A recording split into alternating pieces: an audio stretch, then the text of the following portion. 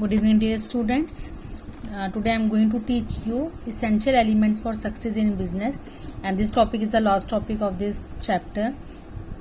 So, कौन से elements, कौन सी ज़रूरी चीज़ें हैं जो बिजनेस को सक्सेस करने में हेल्पफुल होती हैं.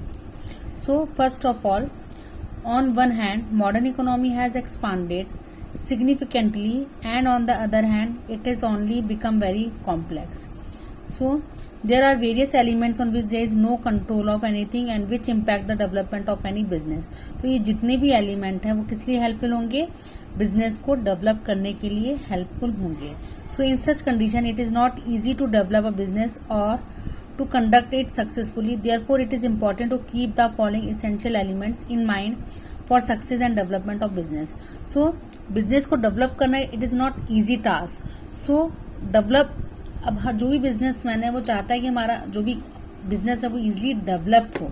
तो डेवलप करने के लिए उन्हें क्या जरूरी है? कुछ एलिमेंट्स की नीड होती है, and these elements are very important part of any organisation of any business. So first of all, objective. In order to successfully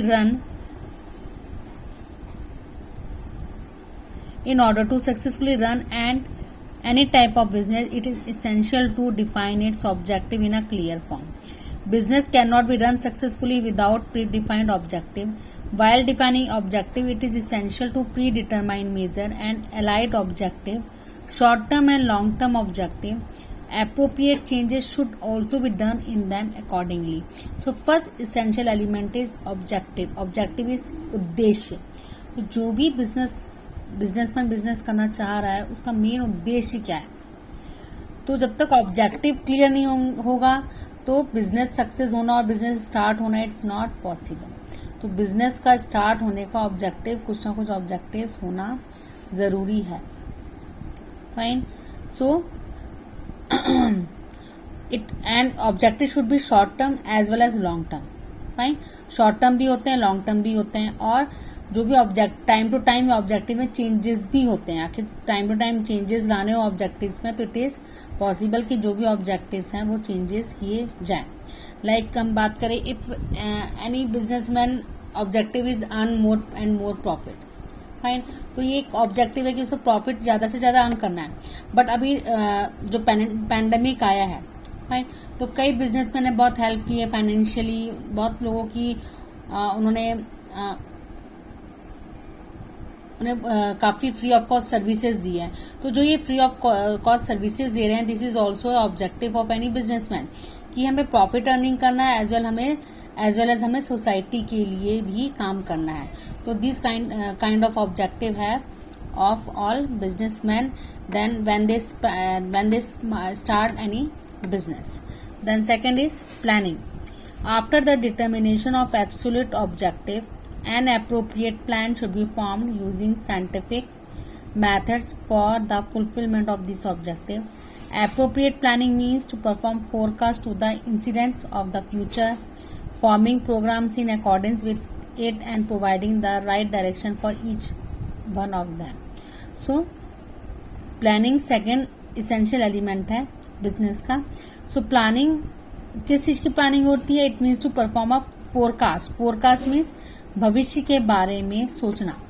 तो अब जो भी बिजनेस स्टार्ट होते हैं हम उसमें रिस्क लेते हैं. फाइन. तो वो रिस्क के क्या फ्यूचर में रिस्क हो सकती है उसका भविष्य में उसका फोरकास्ट करना, और उस फोरकास्ट को करके उसके पहले ही प्लानिंग बनाना और अपने बिजनेस को राइट डायरेक्शन में चलाते रहना. Fine. So in this manner, through appropriate planning, problems emerging in the future can be easily resolved and business can be conducted successfully.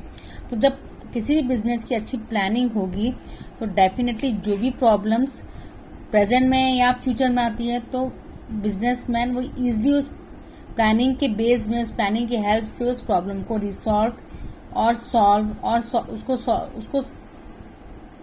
उसको सुलझा सकता है. Fine. Then third is location, layout and size of business. किस location में business होना चाहिए? Location in the sense कि जो भी बिजनेस स्टार्ट हो रहा है वो प्लेस फेवरेबल है कि नहीं है, वहाँ पे वो बिजनेस स्टार्ट हो सकता है कि नहीं हो सकता है, कितना लेआउट, कितनी ज़मीन लगेगी, क्या साइज होगा बिजनेस का और फैक्ट्री का. These all points are coming in this topic. So favorable location, correct layout and appropriate size facilitate attracting the customers and work operation and management become easy. तो जितना अच्छा लोकेशन होगा, जितना अच्छा लेआउट होगा, जितना अच्छा साइज होगा बिजनेस का, उतने ही लोग कस्टमर से जो अट्रैक्ट होंगे एज वेल एज मैनेजमेंट अपना वर्क इजिली कर पाएगा. So this will result into maximum profit and minimum cost. तो क्या मेन उद्देश्य क्या होगा बिजनेस प्लान का कि मिनिमम कॉस्ट में ज़्यादा से ज़्यादा प्रॉफिट अर्न करना. Fine. Then fourth is financial resources. So finance is the life blood of modern business. तो फाइनेंशियल रिसोर्सेज हम बोल सकते हैं पैसा. It's related to a wealth. तो मॉडर्न बिजनेस का हम बात करें तो जो फाइनेंस है, this is a life blood of any business. So business can fulfil its objective only when it's sufficient finance. जब तक पैसा नहीं होगा, any businessman can't survive in the market as well as can't success in their business. For a business it is essential that arrangement of finance should be done in appropriate amount while keeping short-term and long-term objective in mind. These resources should be available on simple terms and at cheap rates. So ये जो भी business का finance होगा that is किस वे में रखा जा सकता है, शॉर्ट टर्म में भी as well as long term में भी. सो एंड मेन मोटिव क्या होगा किसी भी ऑर्गेनाइजेशन की, जो भी प्रोडक्शन हो रहा है वो कम से कम रेट में हो, जिससे हम ज़्यादा से ज़्यादा प्रॉफिट अर्न कर सकें. ठीक है. Then fifth is strong organisation. Success of any business depend on its organization to a large extent. Appointment of suitable people at the correct place, cordial relations between them, right distribution of work, correctly defining the rights, etc. तो strong organisation में सबसे ज़्यादा important चीज़ क्या आएगी, employees. Organisation के employees. तो जो भी एम्प्लॉयज़ हैं उनको उसकी स्किल्स के अकॉर्डिंग उनको जॉब्स अपॉइंट की जाए. देन उनका जो रिलेशनशिप है एक दूसरे के साथ that should be good. Then right distribution of work according to skills. जो भी काम है इजली उनको डिस्ट्रीब्यूट किए ताकि जो पर्टिकुलर एम्प्लॉय जिस चीज़ के लिए यूजफुल है या जिससे अच्छा से ज़्यादा काम जिससे निकलवा सकते हैं उनको वही काम दे ताकि वो अपना 100% काम अच्छे से अच्छा कर सकें. Then correctly defining the rights, rules regulation rights सब एम्प्लॉयज़ को क्लियरली डिफाइन होने चाहिए. जो भी टर्म्स एंड कंडीशन है ऑर्गेनाइजेशन के वो उन्हें ईजिली पता होने चाहिए. So are the characteristics of strong organisation. Then 6 is efficient management. Presence of efficient management is very important for the success of business.